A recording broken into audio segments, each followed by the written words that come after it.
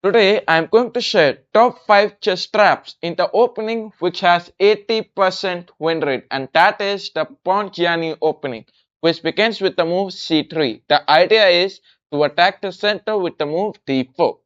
So the most common played move is knight f6. Your opponent tries his best to attack the e4 pawn. All you have to do is continue with d4, ignoring this. Now if he captures the pawn, then don't worry, I have a lot of traps in this variation. So if your opponent captures the pawn and becomes greedy, now he is thinking that he is having a pawn, he is winning the game. No, not at all. You can simply continue with d5. Now here the knight cannot jump here, knight cannot jump here. If the knight goes to a5, then you can play b4 and that's a knight trap. Otherwise, if your opponent moves the knight backwards to e7, then all you have to do is capture his pawn. Now after you capture, let us have the trap number 1. If your opponent plays d6. If your opponent plays d6 and he is trying to attack your knight, all you have to do is simply continue with bishop check. Now why is that move a correct response? Because this is one of the forcing moves.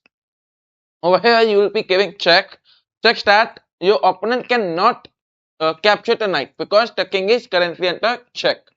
So your opponent tries c6. He is trying to attack your bishop. Then what you do? You may simply capture the pawn. If your opponent captures the knight, thinking that it was a free knight, then no. You may simply capture c take b7 with this bishop giving check. So after you play bishop, so the most safest continuation is bishop take d7. After queen take, you play queen promote. Now this is a check. After he takes his knight back, and that's the only available option. You may go with queen taking on queen. After king take, you may continue with capturing this knight. So that's a very easy win for you. Now let us have the trap 2. So trap number 2 begins with the move over here. This is your position. Your opponent played e6. You take out the bishop. Now your opponent is playing bishop d7. So this is trap number 2. If you play bishop d7, all you have to do is play bishop take on d7 and that's a check. Now your opponent king cannot move anywhere. So your opponent have to play queen take d7 and you play knight take on the queen. So you may capture his queen and win the game. Now let us have the another trap, and that is trap number 3.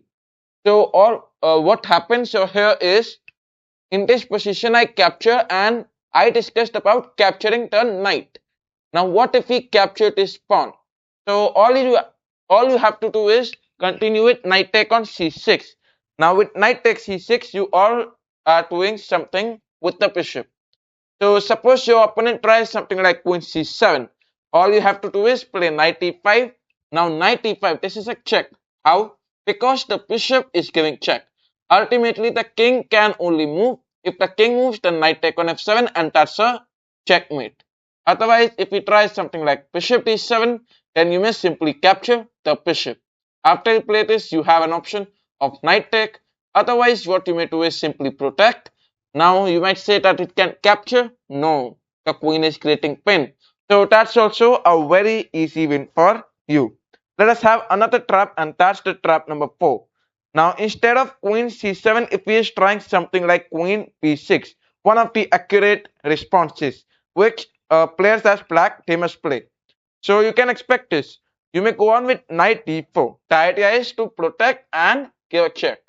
If your opponent plays something like king d8, because if he will play bishop d7, then you may simply capture. And after king take, he will still lose the castling ability. So if you move the bishop d7 or king d8, the matter is simple.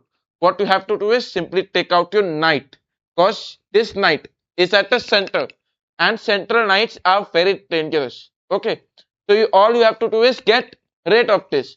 If you take, then you take back and all your pieces get to be developed.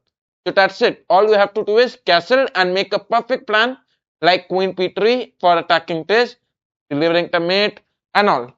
Okay, so let us have the fifth trap of the game.